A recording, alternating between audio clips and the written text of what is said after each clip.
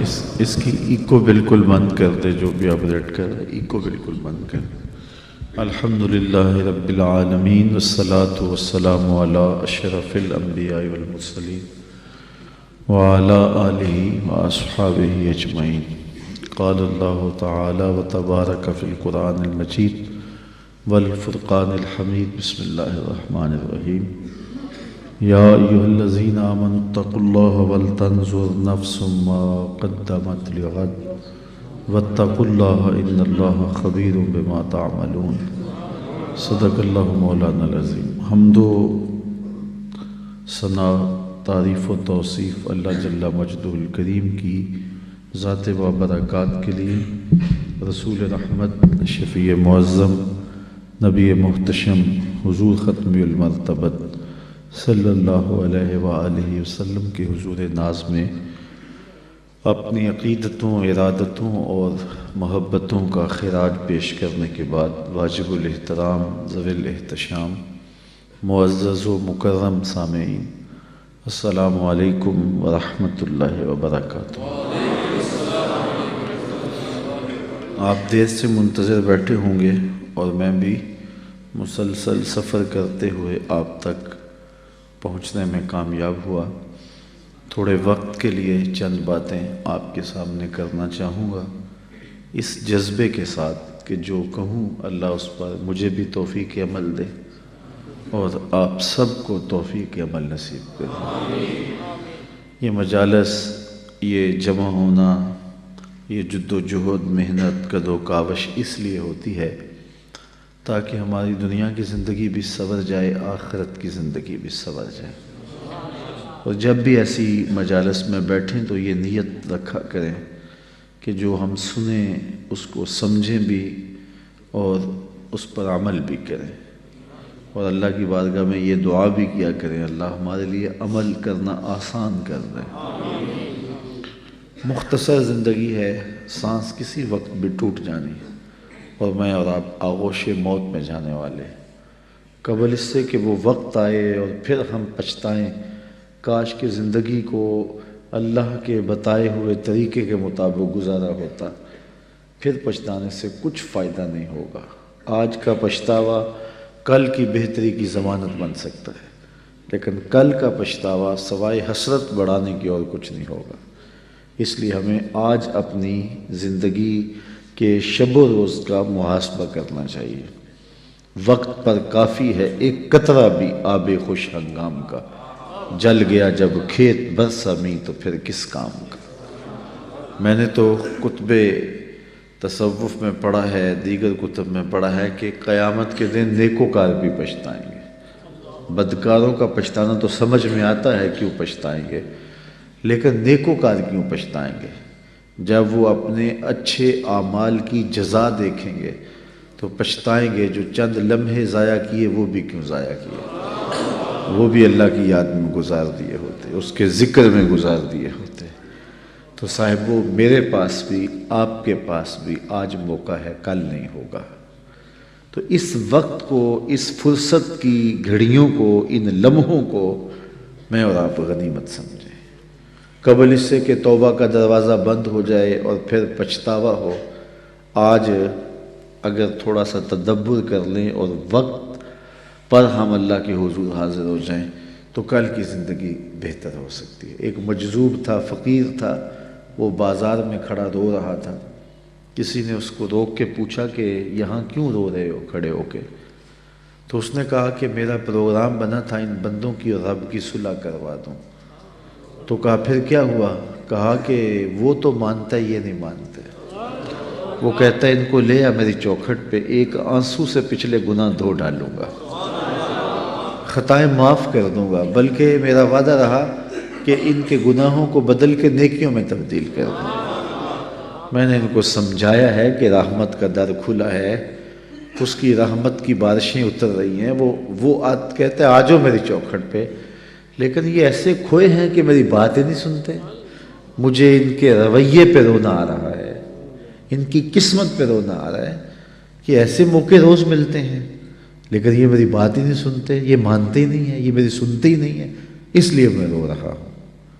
اگلے دن وہی شخص قبرستان کے قریب سے گزرا تو وہی بابا قبرستان میں کھڑا رو رہا تھا۔ اس نے کہا بابا تو بازاروں میں بھی روتا ہے، قبرستانوں میں بھی روتا ہے، آج کیا مسئلہ ہے؟ کہا آج بھی مسئلہ کل والا ہے۔ کہا آج کیا ہوا؟ کہا آج میرا پروگرام تھا ان قبرستان والوں کی اور رب کی صلح کروا دوں۔ تو کہا پھر آج کیا مسئلہ بنا؟ کہا آج یہ مانتے ہیں وہ نہیں مانتا۔ قبل اس سے کہ وہ ماننے سے انکار کر دے توبہ کا دروازہ بند ہو جائے، سورج مغرب سے طلوع ہو جائے، سانسوں کی ڈوری ٹوٹ جائے، آنکھیں تاڑے لگ جائیں، زبان بند ہو جائیں، ہاتھ اکڑ جائیں، اعضائے بدنیاں مدمحل ہو جائیں، اس سے قبل ہم اپنے رب سے سچی توبہ کر کے اپنی آخرت کی طرف توجہ دیں۔ میں نے جو قرآن مجید سے کلمات پڑھے ہیں ان میں اسی مضمون کو بیان کیا گیا۔ یا ایھا الذین آمنوا اتقوا اللہ، اے ایمان والو اللہ سے ڈر جاؤ۔ وَلْتَنْظُرْ نَفْسٌ مَا قَدَّمَتْ لِغَدٍ، اور ہر جان یہ دیکھے اس نے آنے والے کل کے لیے آگے کیا بھیجا ہے۔ حضور فرماتے ہیں جب کوئی شخص فوت ہوتا ہے تو لوگ کہتے ہیں اس نے پیچھے کیا چھوڑا ہے، فرشتے کہتے ہیں اس نے آگے کیا بھیجا ہے۔ میں اور آپ دیکھیں کہ ہم نے آگے کیا بھیجا ہے۔ ہماری اصل کمائی وہ ہے جو ہم آگے بھیج چکے ہیں۔ فرمایا کہ ابن آدم کہتا ہے مالی مالی مالی، فرمایا اس کا مال وہ ہے جو اس نے کھایا یا پہنا اور پرانا کر دیا، باقی اس کا نہیں، باقی اس کے وارثوں کا ہے، اور یا پھر وہ ہے جو اس نے آگے بھیج دیا، باقی تو بھی کفن بھی میلا نہیں ہوگا کہ بانٹ لیں گے۔ اللہ اکبر۔ جن کے لیے گناہ کیے، پاپ کیے، وہ تو اپنے ہاتھ سے غسل دینے کو تیار نہیں ہوں گے، وہ تو قمیض بھی پھاڑ کے اتاریں گے۔ میاں صاحب بولے جاندی واری ڈرونا بنیو تے ہاتھ نہ لاندے ڈردے، جاندی واری ڈرونا بنیو تے ہاتھ نہ لاندے ڈردے، جنہ لئی تو پاپ کمائے اج کتھے نہیں تیرے کر دے۔ وہ تو غسل دینے کے لیے تیار نہیں، انہیں خوف آتا ہے۔ قبرستان کے اوپر بھی کرائے کے بچے بٹھا دیے، وہ خود قرآن پڑھنے کی توفیق بھی نہیں رکھتے وہاں جا کے۔ تو وہی عمل ایسا ہے جو ہم نے اپنے ساتھ لے کے جانا ہے، اپنی آخرت کے لیے سوچنا، کبھی دھوکے نہ پڑنا۔ میرے پہ ناراض نہ ہونا، میں سچی بات کرنے کا عادی ہوں، میرے پہ پیر ناراض ہو جاتے ہیں۔ میں کہتا ہوں پیر وہ ہے جو تمہیں آخرت کی فکر دے، تمہاری زندگی کو اور اوکھا کر دے۔ جو کہتا ہے بس ٹھیک آگے ہو تمہیں موج ہی موج ہے، یہ تماشا نہیں ہے، یہ ایک نظام ہے، یہ دنیا ہے، آخرت ہے، اعمال کی جواب دہی ہے۔ اقبال کہتا ہے تو نے پوچھی ہے امامت کی حقیقت مجھ سے، حق تجھے میری طرح صاحب اسرار کرے، ہے وہی تیرے زمانے کا امام برحق جو تجھے حاضر و موجود سے بیزار کرے، دے کے احساس زیاں تیرا لہو گرما دے، فقر کی سان چڑھا کر تجھے تلوار کرے، موت کے آئینے میں دکھلا کے رخ دوست تیرے لیے زندگی اور بھی دشوار کرے، فتنہ ملت بیضا ہے امامت اس کی جو مسلمان کو سلاطین کا پرستار کرے۔ آپ نوٹ پھینک رہے ہوتے ہیں، جھوم رہے ہوتے ہیں، اور نعت خواں کہہ رہا ہوتا ہے بس تم آگے ہو نعت خواں میں، تو نعت خوانی میں آگے ہو، بس بخشے گئے ہو، اللہ کرم کرے، اس کے لیے کوئی مشکل نہیں ہے، لیکن نظام ایسا نہیں ہے۔ ہم سے عمل مانگا گیا ہے، ہم سے سجدے مانگے گئے ہیں، ہم سے حقوق اللہ، حقوق العباد کو پورا کرنے کا تقاضا کیا گیا ہے۔ ہماری زندگی ہے، ایک نظم ہے، پورا نظام شریعت ہے، تو ہم نے اپنی زندگی کے لیے محنت کرنی ہے۔ یار ایک مزدور نے 500 روپیہ کمانا ہو تو 8 گھنٹے کم از کم اسے جو ہے وہ ایک دن میں مزدوری کرنی پڑتی ہے، پھر جا کے شام کو اس کو 500 روپیہ ملتا ہے۔ تو جنت اتنی ہی سستی ہے کہ یوں ہی مل جائے گی۔ ام حسبتم ان تدخلوا الجنہ، کیا تم نے یہ گمان کر لیا ہے کہ جنت یوں ہی مل جائے گی؟ جبکہ تم سے جو پہلے تھے ان کو مصیبتوں میں مبتلا کیا گیا، آزمائشوں میں ڈالا گیا، اور وہ جھنجھوڑ دیے گئے۔ وَزُلْزِلُوا، یہاں لفظ آتے ہیں وَزُلْزِلُوا، انہیں جھنجھوڑ دیا گیا، یہاں تک کہ وقت کا نبی بھی پکار اٹھا، اہل ایمان بھی پکار اٹھے، مالک تیری مدد کب آئے گی؟ تو پھر ہم نے کہا بس ہماری مدد آیا جا رہی ہے۔ تو دنیا آخرت کی کھیتی ہے، آخرت کے لیے تخم عمل ڈالو۔ آج جو تخم عمل ڈالے گا کل وہ فصل کاٹ لے گا۔ دنیا بوائی کا موسم ہے، آخرت کٹائی کا موسم ہے۔ جو بوائی کے موسم میں سحری کے وقت اٹھتا نہیں، ہل جوتتا نہیں، زمین کو کھودتا نہیں، بیج ڈالتا نہیں، سہاگا دیتا نہیں، پانی ڈالتا نہیں، جڑی بوٹیاں تلف نہیں کرتا، تو کیا کٹائی کے موسم کے اندر وہ فصل اٹھا لے گا؟ فصل وہی اٹھائے گا جو مٹی کے ساتھ مٹی ہو گیا، جو سحری کے وقت اٹھا، جس نے چھڑکاؤ کیا، پانی ڈالا، بیج ڈالا، تخم عمل ڈالا، پھر جڑی بوٹیاں ہوگی ان کو کاٹتا رہا۔ اس نے کتنی محنت کی، تیز ہوا چلی تو دل ڈولنے لگا کہیں فصل نہ اجڑ جائے، دھوپ زیادہ گرم ہو گئی تو پریشان ہو گیا، ہاتھ پھیلا کے دعائیں مانگتا رہا، پانی خشک ہونے لگا تو سینچتا رہا پانی کہ میرے بوٹے سوکھ نہ جائیں، پھر جا کے کہیں پھل پکا اور پھر جا کے اس نے کھیتی اٹھائی۔ میاں یہ دنیا فرمایا میرے حضور نے آخرت کی کھیتی ہے۔ سحری کے وقت اٹھو، آنسو بہاؤ، تخم عمل ڈالو اور گوڈی کرو، جڑی بوٹیاں اگنے لگ جائیں گی تمہارے عمل کے بعد بھی، کھیتی بونے کے بعد بھی۔ تم نے بویا کچھ تھا لیکن حسد کی جڑی بوٹی، حقد کی، نفرت کی، بغض کی، کینے کی، آؤ ذرا ان جڑی بوٹیوں کو بھی کاٹیں، نکالیں، سب کچھ پیش کر کے پھر کسی آندھی سے بھی ڈریں۔ شیطان نفس بعض کا سارا بنا ہوا کھیل گوا دیتا ہے۔ بلعم بن باورا کی مثال ہمارے سامنے، بنی اسرائیل کا مستجاب الدعوات ولی تھا، ہاتھ پھیلا کے دعا مانگتا، منہ پہ ہاتھ بعد میں پھیرتا، قبولیت پہلے ہو جاتی، اتنا مقبول تھا، لیکن بھٹک گیا۔ پھر اسی کے بارے میں قرآن نے کہا مثلہ کمثل الکلب، اس کی مثال کتے کی مثال ہے، زبان لٹک گئی، زمین چاٹتا تھا۔ اس لیے میاں صاحب بولے پڑھنے اتے مان کرینا تے نہ آکھیں میں پڑھیا، او جبار کہار صداوے متا روڑ دیوے دودھ کڑیا۔ جب تک یہ یقین نہ ہو کہ میرا انجام کیا ہے اتنی دیر تک دھڑکا لگا رہے۔ ایک تابعی حضرت ابو ملیکہ رضی اللہ تعالیٰ عنہ کہتے ہیں میں 30 اصحاب رسول سے ملا ہوں، بخاری کتاب الایمان اٹھائیے، کہتے ہیں میں 30 اصحاب رسول سے ملا ہوں، ہر کوئی ایمان کے بارے میں ڈاڈا فکر مند تھا کہ میرا خاتمہ ٹھیک ہو جائے۔ رنگا رنگ سہیلیاں پرن کڑے، پر پریا اس دا جانیے جس دا توڑ چڑھے۔ اس لیے یہ تھوڑی زندگی اللہ نے مجھے دی ہے، آپ کو دی ہے، یہ اس کی امانت ہے، یہ کتنی بڑی دولت اس نے ہمیں دی ہے، اس کا شکر ادا کرو کہ سینے میں اسلام کا چراغ ہے۔ سب سے بڑی دولت جو ہمیں اس دنیا پہ دی گئی ہے وہ دولت ایمان ہے، اور آخرت میں سب سے بڑی دولت جو دی جائے گی وہ دیدار الہی ہوگا۔ جو دنیا میں ایمان سے محروم رہا، آخرت میں دیدار الہی سے محروم رہا، وہ حقیقی محروم ہے۔ ایک بندہ ہواؤں میں اڑتا ہے، چرخ پہ جھولتا ہے، عالی شان بنگلوں میں رہتا ہے، دنیا میں پہچان ہے، لوگ سیلوٹ کرتے ہیں، وقار ہے، منصب ہے، عہدہ ہے، لمبی لمبی گاڑیاں ہیں، خوبصورت عورتیں پہلو میں ہیں، زمانہ کہتا ہے کیا قسمت اس کی، کیا کہنے، لیکن سینے میں ایمان کی روشنی نہیں ہے، کوڑی مل نہیں ہے۔ اور ایک بندہ جھونپڑی میں رہتا ہے، دوسری گلی کا کوئی بندہ اسے جانتا نہیں ہے، پھٹے پرانے پیبند لگے لباس ہے، کبھی کھانا ملتا ہے کبھی نہیں ملتا، سوکھی روٹی کھا کے گزارا کر لیتا ہے، کرائے کے مکان میں رہتا ہے، زمانہ پوچھتا نہیں ہے، لیکن سینے میں ایمان کا چراغاں ہے، خوش بخت آدمی ہے۔ اللہ اکبر، خوش بخت وہ ہے جس کے سینے میں ایمان کی روشنی ہے۔ اللہ کا شکر ہے ہم مسلمانوں کے گھر پیدا ہوئے، اگر ہم کسی ہندو کے گھر پیدا ہوتے تو پی ایچ ڈی بھی کر لی ہوتی تو ایمان نہ ملتا۔ کتنے پی ایچ ڈی ڈاکٹر ہیں اور بدھ کے آگے ہاتھ جوڑے کھڑے۔ اتنا علم، اتنی بھاری بھرکم ڈگری سمجھ نہیں آ رہی کہ اپنے بدن پہ بیٹھی مکھی تو اڑا نہ سکے، میری ضروریات کا کفیل کیسے ہو سکتا ہے، لیکن ہاتھ جوڑے کھڑے ہیں، سمجھ نہیں آ رہی۔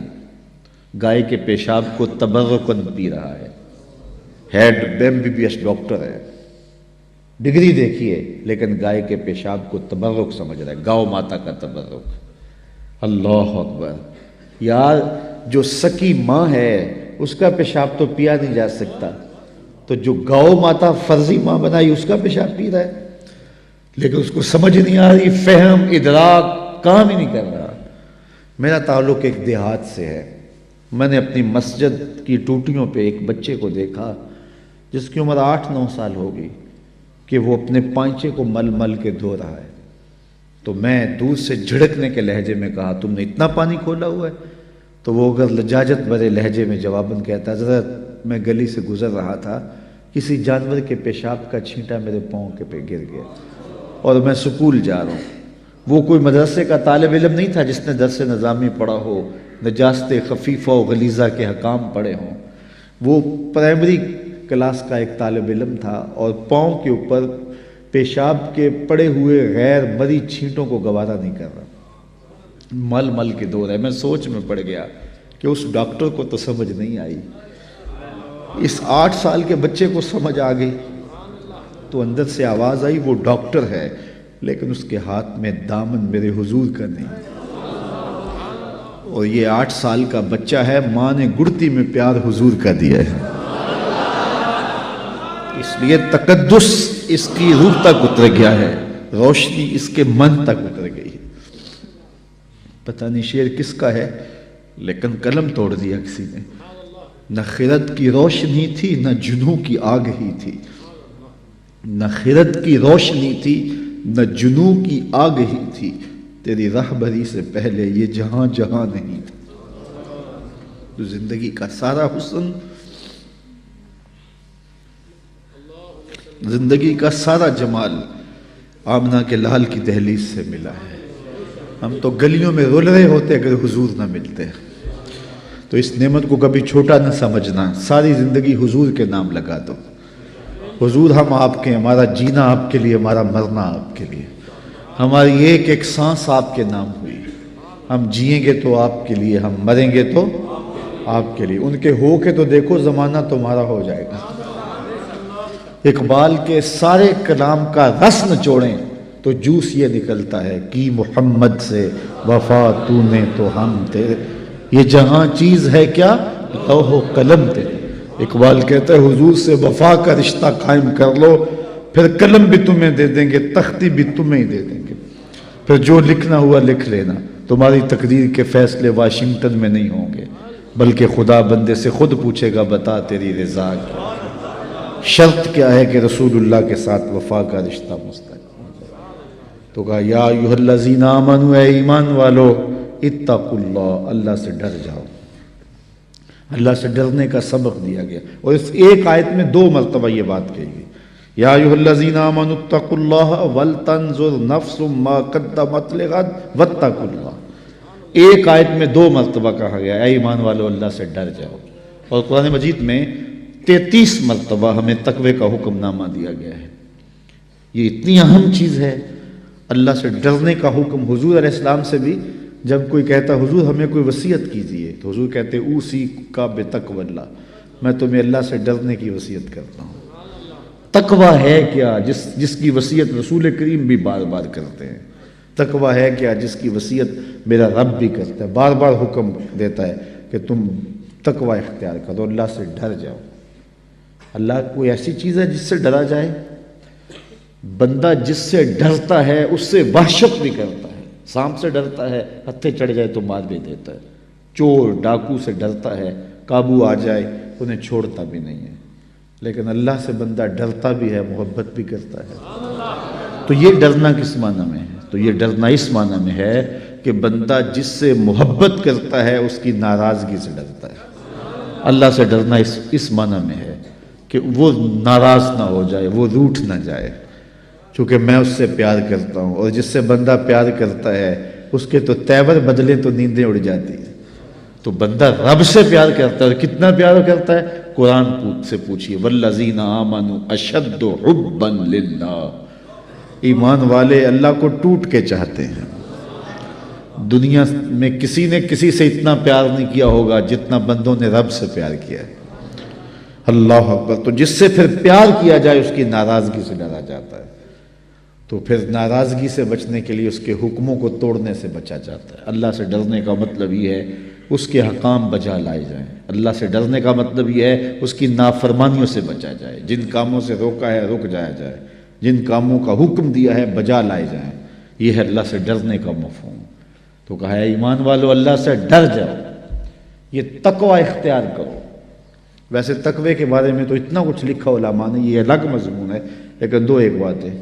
بعض نے کہا تقوی یہ ہے کہ نیکی کرنے کے باوجود بھی ڈرا جائے کہ پتہ نہیں نیکی قبول ہوئی ہے یا نہیں، نیکی کرنے کے باوجود بھی یہ کیفیت ہو۔ بعض لوگ نیکی کر کے پھول جاتے ہیں، اور کسی نے 2 نمازیں زیادہ پڑھ لیں تو بے نمازیوں کو حقیر سمجھنے لگ جاتے ہیں۔ نیکی کرنے کے بعد پھولنا نہیں ہے، نیکی کرنے کے بعد بھی خوف رہے پتہ نہیں قبول بھی ہوئی ہے کہ نہیں۔ حضرت عمر عید کے دن رو رہے تھے، کسی نے کہا آج تو خوشیوں بھرا دن ہے، کہا مجھے نہیں پتا میرے روزے قبول ہوئے ہیں یا کہ نہیں۔ حضرت بایزید بسطامی کو ایک بڑھیا نے کہا حضرت ایک مسئلہ پوچھنے آئی ہوں، کہا پوچھئے، کہا میرے گدھے کی دم اچھی ہے یا آپ کی داڑھی اچھی ہے؟ ایسا مسئلہ کوئی مجھے پوچھے پھر جانے کہاں پائے۔ لیکن بایزید بسطامی رو پڑے، کہا بڑھیا تیرے سوال کا جواب میرے پاس نہیں ہے، ابھی تو مجھے پتہ ہی نہیں ہے کہ میرا ماجرا کیا ہے، یہ تو مرنے کے بعد ہی بتا سکتا ہوں۔ حضرت بایزید کا انتقال ہو گیا، بڑھیا کو خواب میں ملے، اس نے کہا میرا سوال اسی جگہ پہ کھڑا ہے۔ کہا اللہ کا شکر ہے میرا خاتمہ ایمان پہ ہو گیا، تیری داڑھی، تیرے گدھے کی دم کو میری داڑھی سے کیا نسبت ہے؟ تو بڑھیا نے کہا بتاؤ آپ کے رب نے آپ کے ساتھ کیا سلوک کیا؟ تو حضرت بایزید کہتے ہیں جب میں مالک کے حضور پیش ہوا تو مالک نے پوچھا ہے بوڑھے بتا میرے پاس کیا لے کر آیا ہے؟ 72 سال کی عمر میں انتقال ہوا تھا۔ تو آواز آئی ہے بوڑھے بتا میرے پاس کیا لے کر آیا ہے؟ تو بایزید بسطامی کہتے ہیں میں نے جواباً عرض کی مالک بادشاہوں کی چوکھٹ پہ فقیر آئے ہیں تو شہنشاہ یہ تو نہیں پوچھا کرتے کیا لے کر آئے ہو، شہنشاہ تو فقیروں کو یہی پوچھتے ہیں کیا لینے آئے ہو، تو میں لے کر تو کچھ نہیں آیا، تیری رحمت کا سوالی بن کے آیا ہوں۔ تو اللہ نے بغیر حساب کے میری مغفرت فرمائی۔ تو جب تک یہ یقین نہ ہو کہ میرا انجام کیا ہے، دھڑکا تو لگا رہے، مومن کی زندگی ہے۔ تو کہا نیکی کرنے کے باوجود بھی ڈرتا رہے پتہ نہیں قبول ہوئی ہے کہ نہیں۔ اللہ اکبر۔ حضرت کعب احبار یہ تابعی ہیں لیکن انہوں نے حضور کو دیکھا ہے۔ حضور کو دیکھنے والا صحابی ہوتا ہے نا، لیکن انہوں نے حضور کو دیکھا بھی ہے لیکن پھر بھی تابعی ہیں۔ کیوں؟ اس لیے کہ یہودیوں کے بہت بڑے عالم تھے، احبار تھے، اور حضور علیہ السلام کی ملاقات ہوئی، زیارت ہوئی، لیکن ایمان نہ لائے۔ پھر حضرت عمر فاروق کے دور میں انہوں نے اسلام قبول کیا۔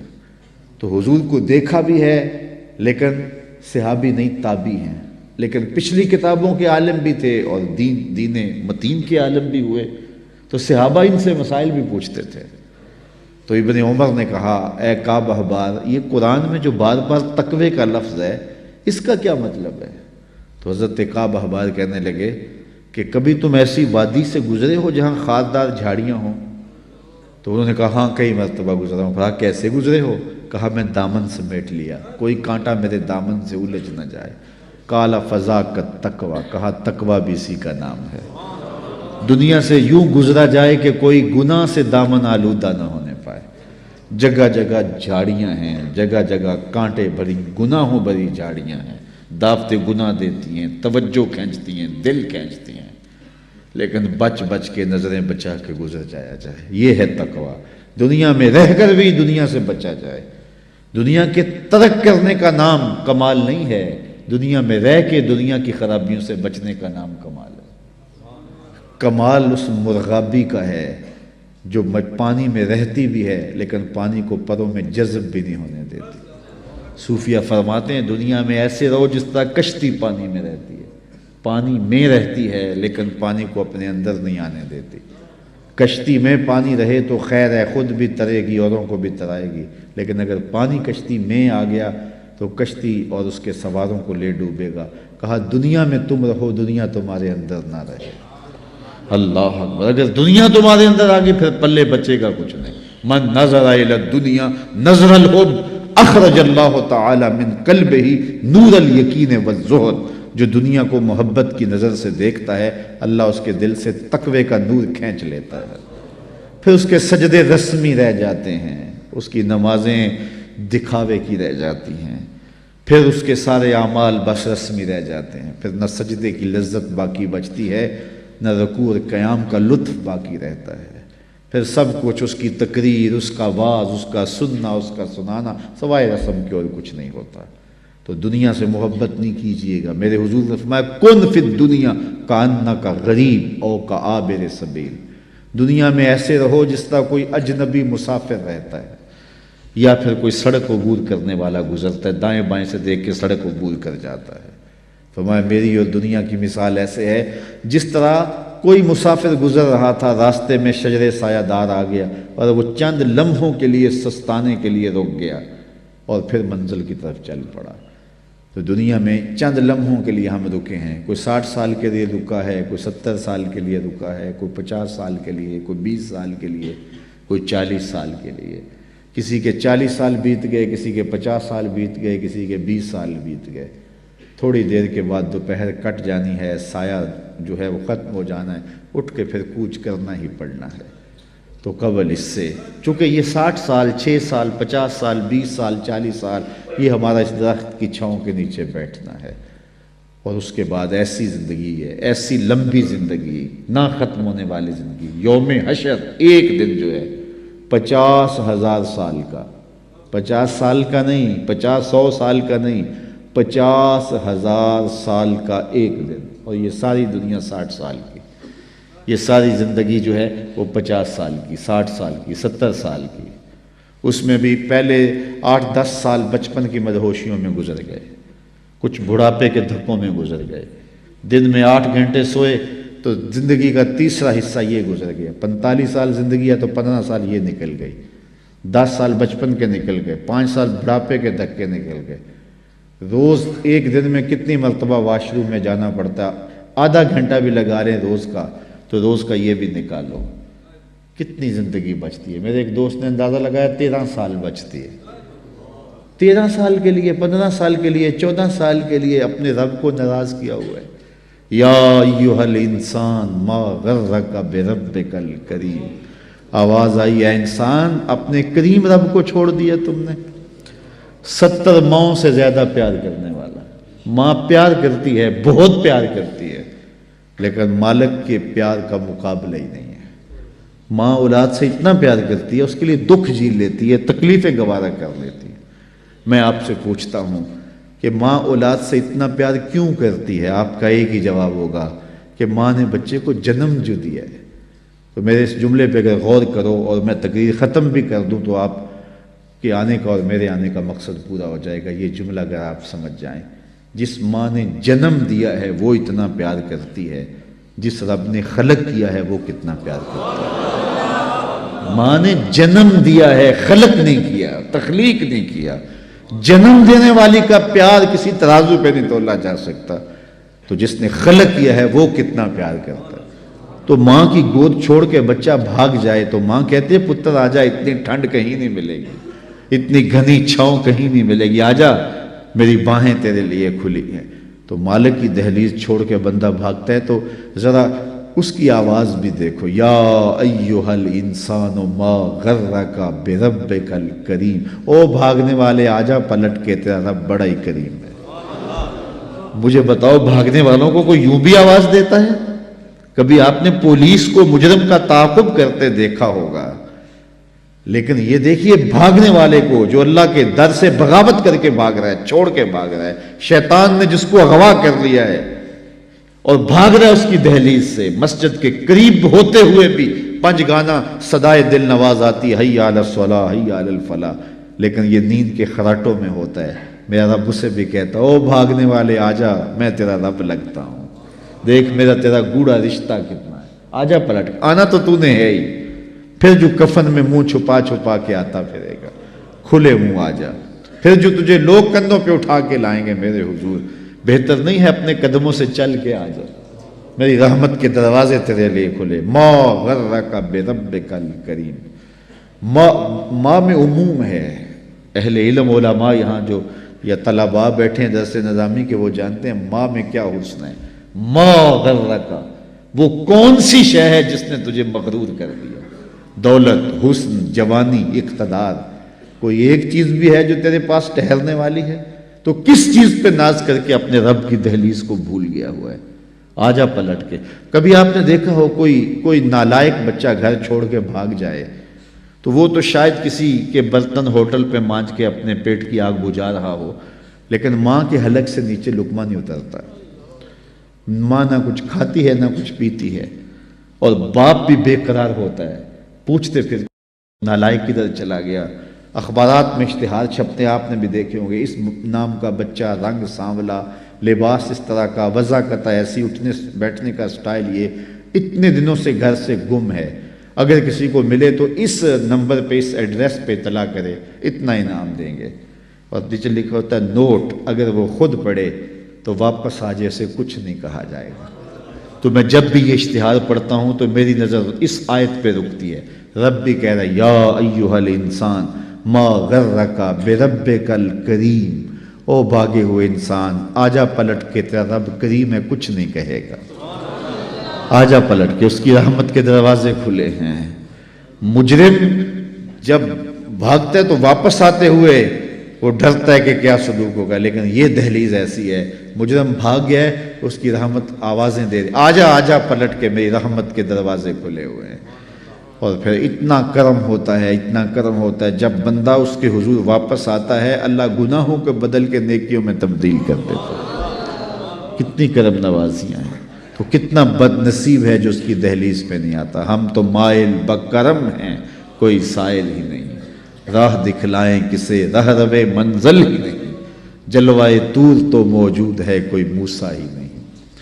تو اس کی رحمتیں آوازیں دے رہی، یا ایھا الذین آمنوا اتقوا اللہ، اے ایمان والو اللہ سے ڈر جاؤ، وَلْتَنْظُرْ نَفْسٌ مَا قَدَّمَتْ لِغَدٍ، اور ہر جان دیکھے اس نے آنے والے کل کے لیے آگے کیا بھیجا ہے۔ میں دنیا کے مختلف ممالک میں جاتا ہوں، ابھی میں جو ہے وہ گھر نہیں آیا، میں سری لنکا سے سیدھا کراچی اور وہاں سے پشاور اور آپ کے پاس آ گیا، تو وہاں میں جہاں بھی جاتا ہوں تو ایک بات ضرور کہتا ہوں دوستوں کو، پاکستان سے گئے ہوئے لوگ ہوتے ہیں تو میں ان کو کہتا ہوں کہ تم یہاں 3-3 2-2 4-4 مرلے کے گھروں میں رہ رہے ہو، اور ایک کوارٹر کے اندر میں دیکھتا ہوں کہ 15-15 نوجوان رہ رہے ہوتے ہیں۔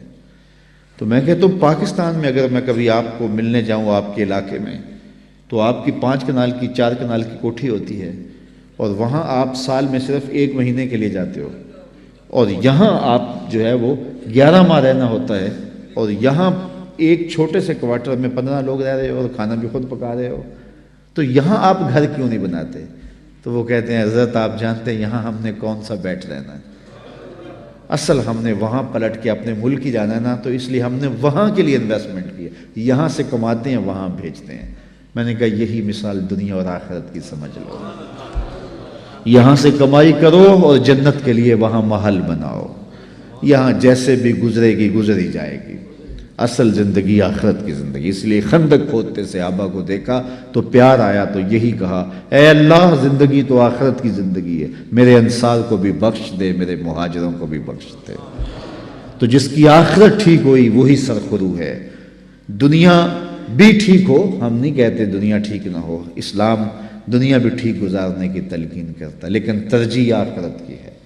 لیکن ہم ایسے غافل، ہماری ترجیح دنیا ہے۔ بل تؤثرون الحیات الدنیا والآخرۃ خیر وابقی، تم جیتی دنیا کو ترجیح دیتے ہو، حالانکہ آخرت بہتر بھی ہے اور دائمی بھی ہے۔ وہ نہ ختم ہونے والی زندگی ہے، یہ ختم ہو جانے والی، یہ خواب ٹوٹ جائے گا۔ مجھے بتائیے، آپ میں سے 70-80 سال کے بوڑھے لوگ بھی بیٹھے ہیں، اور 30-35-40 سال کے جوان بھی بیٹھے ہیں، 16-17-18 سال کے نوعمر بھی بیٹھے ہیں۔ سب مجھے بتائیے جن کی 40 سال یا 50 سال یا 60 سال زندگی گزری، تو وہ بتاؤ کہ کیسے گزری، کتنی دیر لگی؟ تو سب کہیں ایسے ہی گزر گئی، چٹکی میں گزر گئی۔ یہ کل کی کہانی، ہمیں دیہات کی گلیاں دکھائی دے رہی ہیں، وہ کاغذ کی کشتی، وہ بارش کا پانی، وہ کل کی کہانی ہے، وہ مٹی کے گھروندے، وہ بچپن، ابھی کل کی کہانی، ننھی سی ایک لکیر ہے اور ہم یہاں آ کھڑے ہوئے۔ تو میں کہتا ہوں کہ 60 سال گزرتے پتہ نہیں چلا تو آگے 60 سال تو نہیں ہے، 40 سال گزرتے خبر نہیں ہوئی تو آگے 40 سال تو نہیں ہے۔ تو جب وہ گزر گئے اور ایسے گزر گئے، باقی 2 سانسیں ہیں یا 2 سال ہیں یا 20 سال ہیں یا 30 سال ہیں، تو وہ بھی ایسے ہی گزر جائیں گے۔ تو اصل زندگی آخرت کی زندگی ہے جس میں اختتام ہی نہیں ہے۔ کہتے ہیں جنتی جنت میں جا کے ایک ہی خوف، ایک ہی خدشے میں ہوں گے کہیں موت نہ آ جائے، یہ منظر بدل نہ جائیں، اور جہنمی جہنم میں جا کے ایک ہی امید ہوگی انہیں، کاش کہ موت آ جائے تو جان چھوٹ جائے۔ پھر مینڈے کی شکل کے اندر جو ہے وہ حشر کے میدان میں موت کو لایا جائے گا، جنتی جنت سے اور جہنمی جہنم سے دیکھ رہے ہوں گے، اور پھر مینڈے کی شکل میں لائی ہوئی موت کو ذبح کر دیا جائے گا۔ اب موت کو بھی موت آ گئی تو جنتی اتنے خوش ہوں گے کہ اگر خوشی سے مرا جاتا، موت کو موت نہ آئی ہوتی تو یہ مر جاتے، اور جہنمی اتنے دکھی ہوں گے کہ اگر موت کو موت نہ آئی ہوتی اور غم سے مرا جا سکتا ہوتا تو یہ مر جاتے۔ ایک ابدی زندگی ہے جو نہ ختم ہونے والی ہے، اور یہ زندگی بکھر جانے والا خواب ہے۔ تو میں سمجھتا ہوں اس سے بڑا جو ہے وہ احمق نہیں ہے جو اپنی آخرت کو برباد کرتا ہے۔ تو سورۃ الاعلیٰ کے اندر خاص طور پہ یہ بات کہی گی، بل تؤثرون الحیاۃ الدنیا والآخرۃ خیر وابقی ان ھذا لفی الصحف الأولی صحف ابراہیم وموسیٰ۔ کہا یہ صرف ہم نے قرآن میں بیان نہیں کیا، یہ حضرت ابراہیم حضرت موسیٰ پر جو صحیفے اترے تھے یہ کہانیاں ہم نے وہاں بھی لکھی ہیں، انسان کو بتایا ہے، اس کو معاد کی خبر دی ہے، دنیا کی بے ثباتی کی کہانی بتائی ہے، تو وہ اس دنیا میں رہ کے اپنی آخرت کی طرف توجہ دے۔ یہ بوائی کا موسم ہے، آخرت کٹائی کا موسم ہے، تخم عمل ڈالے، محنت کرے، گوڈی دے، جڑی بوٹیاں تلف کرے، اپنے عمل کی بہتریاں کرے، آنسوں کا چھڑکاؤ کرے، تہجد کے سجدے نصیب ہوں، 5 گانا نمازوں میں کوتاہی ممکن ہی نہ ہو۔ ہمارے بزرگ فرمایا کرتے تھے سونے سے قبل 5 انگلیاں بھی گن لیا کرو، 5 نمازیں بھی گن لیا کرو، اور اگر تہجد نصیب ہو جائے۔ کتنے خوش نصیب ہیں وہ لوگ جو سحری کا اٹھنا پا لیتے ہیں۔ ایک روایت میں آتا جب سحری کے لمحے ہوتے ہیں تو شوہر اٹھتا ہے اور اپنی بیوی کو بھی جھنجھوڑتا ہے، لیکن نیند کے غلبے کی وجہ سے وہ اٹھ نہیں پاتی۔ خیر یہ چلا جاتا ہے، وضو کرتا ہے، واپس آتے ہوئے چلو میں تھوڑا سا پانی لیے آتا ہے اور اپنی بیوی کے اوپر چھڑک دیتا ہے، تو وہ بھی اٹھ جاتی ہے اور یہ مصلی بچھا کے نماز پڑھنے لگ جاتا ہے، اللہ کے حضور سجدہ ریزیاں کرتا ہے، اور وہ بھی جلدی سے وضو کر کے اس مصلی کے ساتھ مصلی بچھا کے خاتون بھی نماز پڑھنے لگ جاتی ہے۔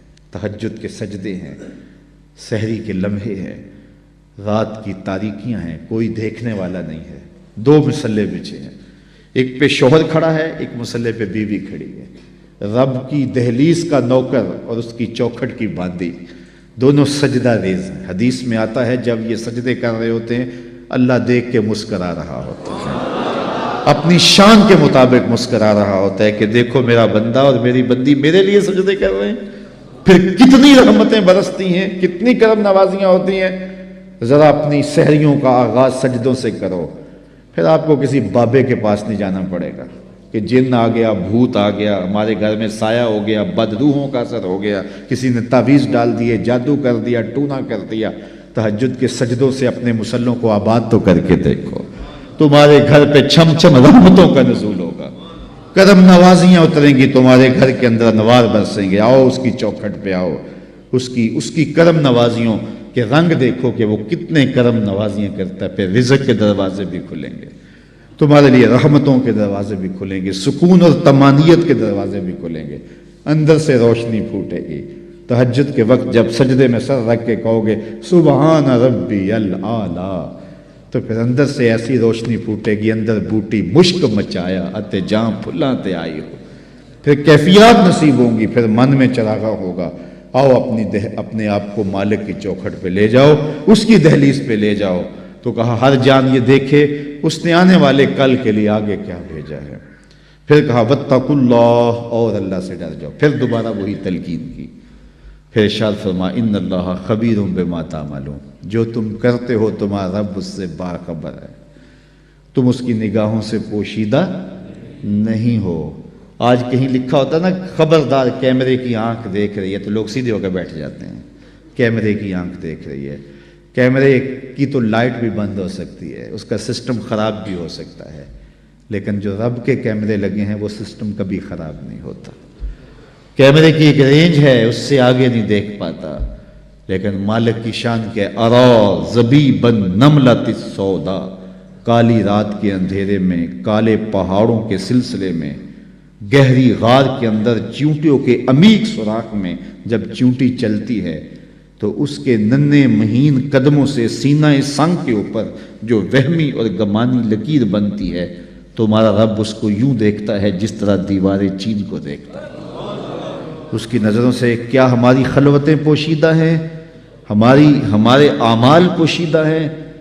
کیا اس کی نظروں سے ہمارے خیال پوشیدہ ہیں؟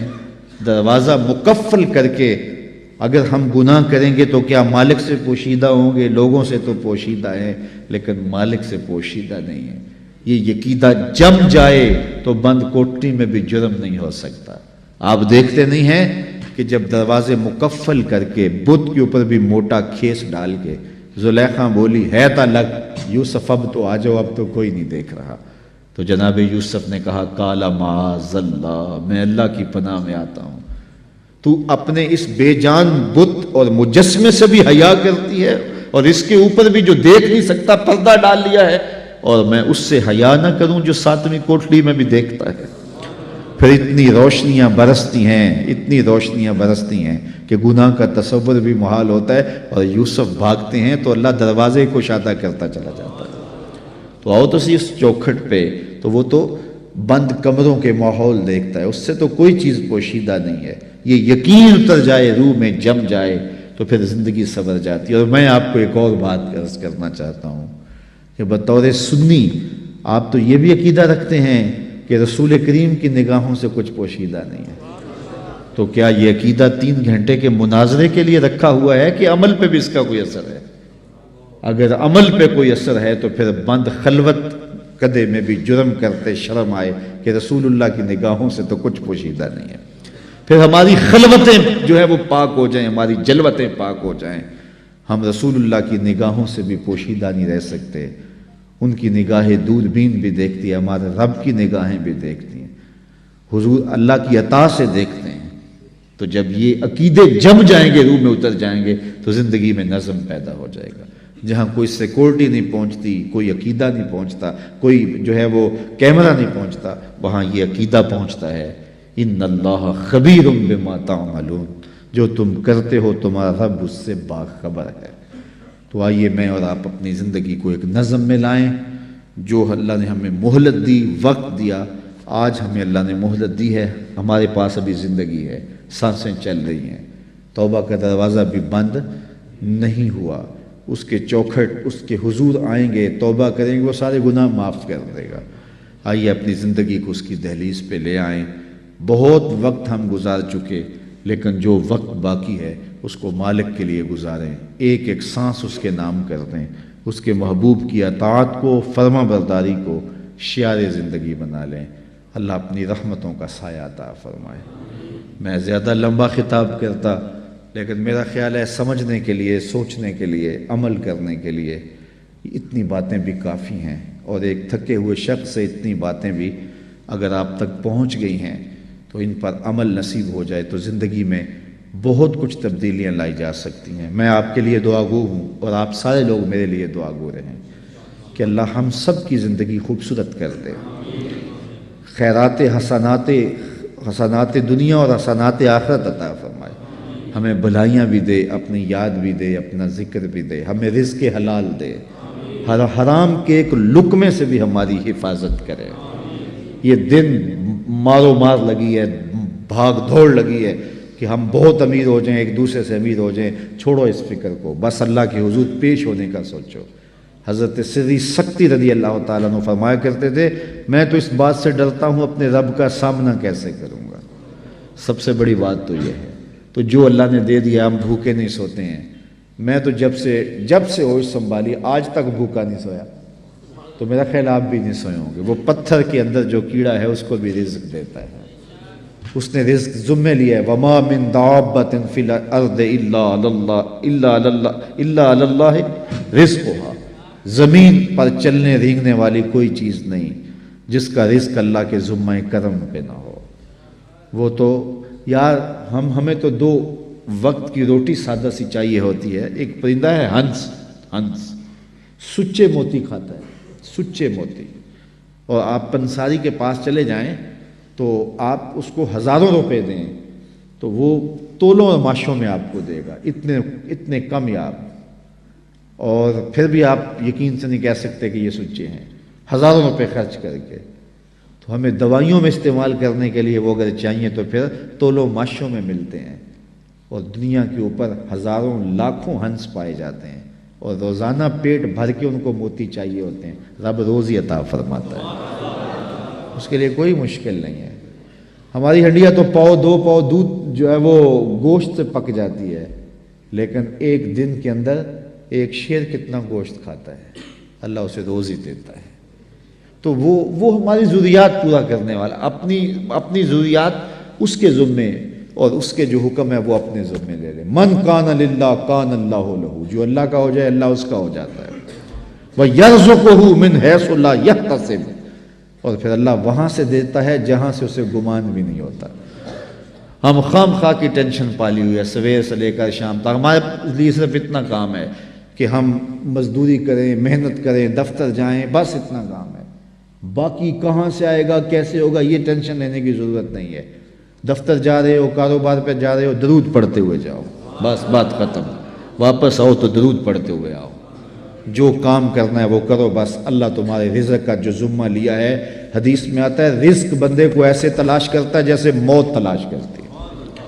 اس لیے کوئی ٹینشن نہیں ہے، کوئی پریشانی نہیں ہے. اصل پریشانی ہے آخرت نہ بگڑ جائے، اس کا پھر دوسرا موقع نہیں ہے. 3 سوال ہوں گے قبر میں، 3 سوال ہوں گے، وہ پہلے سے بتا دیے یہ ہوں گے. من ربک ما دینک ما کنت تقول فی ھذا الرجل. تینوں پہلے پیپر پہلے ہی آؤٹ ہو گیا نا، پہلے بتا دیا. تیاری کر لو. ہم پیپر دیتے ہیں لیکن اگر فیل ہو جاتے ہیں پھر سپلی دوبارہ دے دیتے ہیں، پھر دوبارہ 3 موقع تو ہوتے ہیں. لیکن یہ پیپر ایسا ہے کہ پہلے ہی آؤٹ کر دیا لیکن موقع دوسرا نہیں ملنا.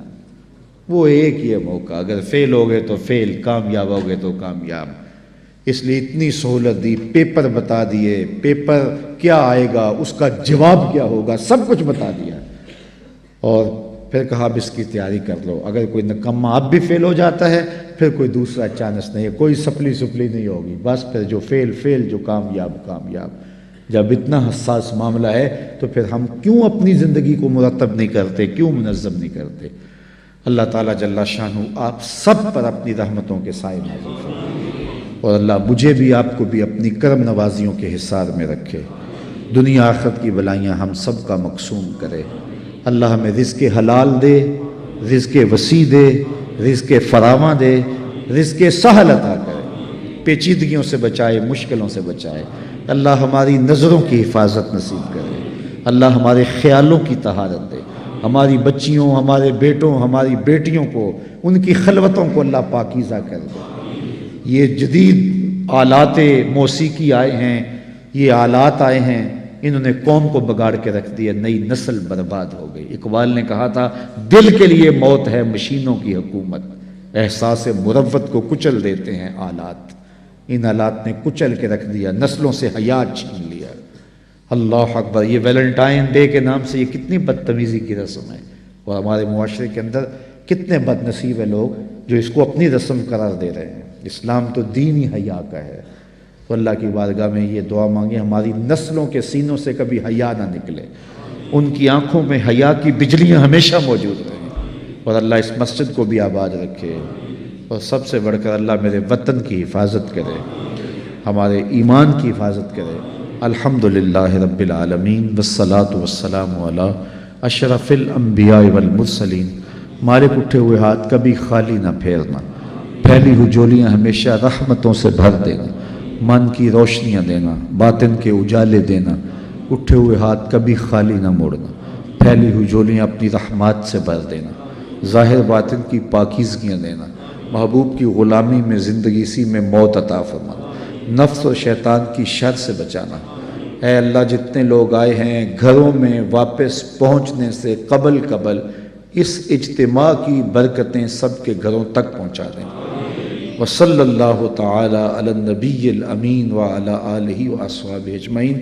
میری گزارش ہے کہ صرف 3 منٹ کے لیے آپ اپنی جگہوں پہ بیٹھے رہیں اور اپنی ساری توجہات اپنے دل کی جانب لگائیں. جو جانا چاہے وہ بے شک چلا جائے، لیکن جو رکنا چاہے وہ 3 منٹ کے لیے اپنی توجہات اپنی دل کی طرف لگائے اور اپنے بارے کچھ نہ کچھ سوچے کہ میں کہاں کھڑا ہوں، اور یہ خیال بھی کرے کہ میرے دل سے اللہ کی صدا پھوٹ رہی ہے، میرا دل اللہ اللہ پکار رہا ہے۔ چند لمحوں کے لیے ہم یہاں بیٹھے تاکہ جو ہمیں نصیب ہوا، جو سنا، اس کو اپنے اندر جذب کرنے کی کوشش کریں، پھر چپکے سے ہم اٹھ کے اپنے اپنے گھروں کی طرف پلٹ جائیں گے۔ اللہ مجھے آپ کو اپنی رحمتوں کے حصار میں رکھے۔ صرف 2-3 منٹ کے لیے آپ بیٹھیے۔